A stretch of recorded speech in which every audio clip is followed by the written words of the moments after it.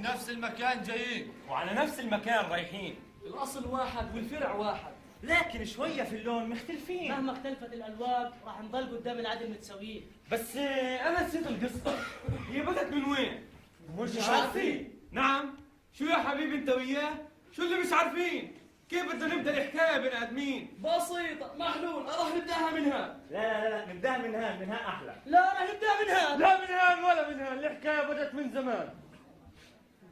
بس كنا لسه صغار مش واعيين. مش عارفين. طيب تفضحوناش، الجمهور حابب يعرف.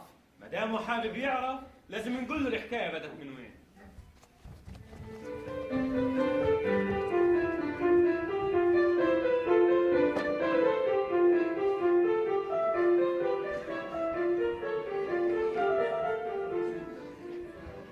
يا ولدي، ولا كل هدول ناس؟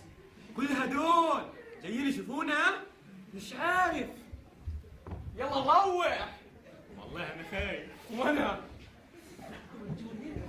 ولا ودوني الناس مش مانعيني. ولك بدي أشوفهم.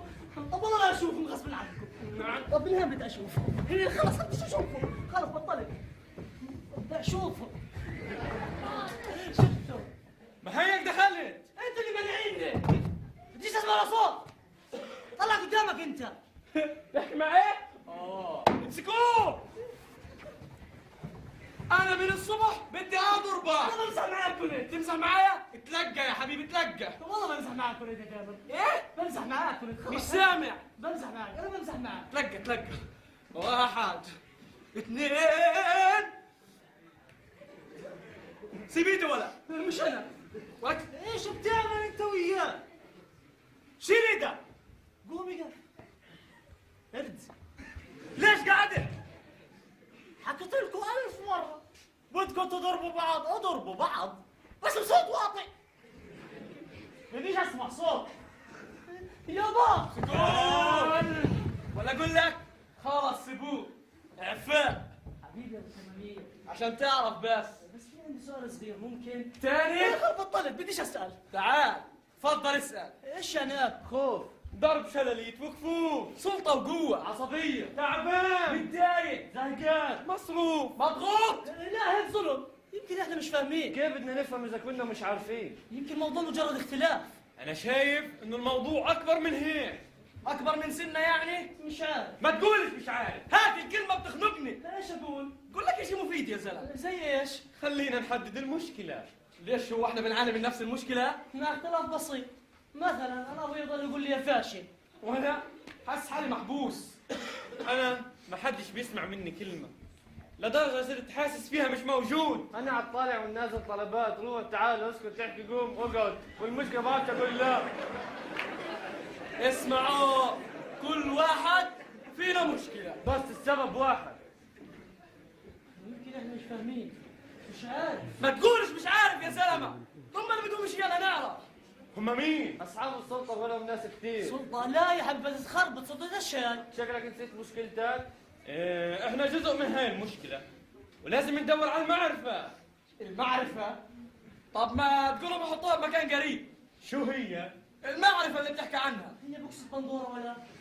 ولا المعرفة. طيب خلاص بتعلي صوتك ليش؟ عرفت انها المعرفة، عرفت انه ابوك والاستاذ والمدير هم سبب ها؟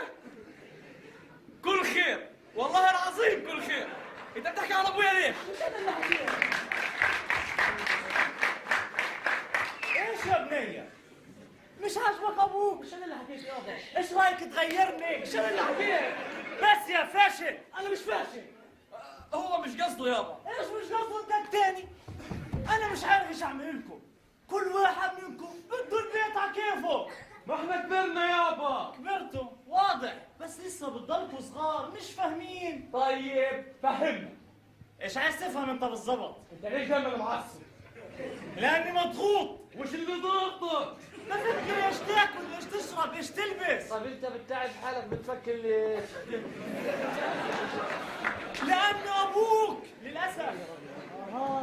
عاد أنت أبونا ليش؟ لأنك أنت قليل أدب وبدك ترميه من أول وجديد. تعالوا هاي. يلا خلفه سكت. تعال أنت وياه. تعال.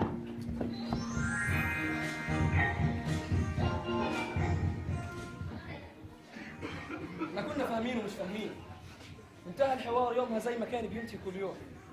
ابويا ضل معصب واحنا بنضل نرصد من وراه رغم يكون شيء على المكشوف واضح. شك ان عمي لا بنحس ولا بنشوف، بس احيانا المفتح بيكون اعمى واحيانا اللي بيسمع بيكون اطرش. مرت الايام وظل التفاهم صعب واحيانا مستحيل.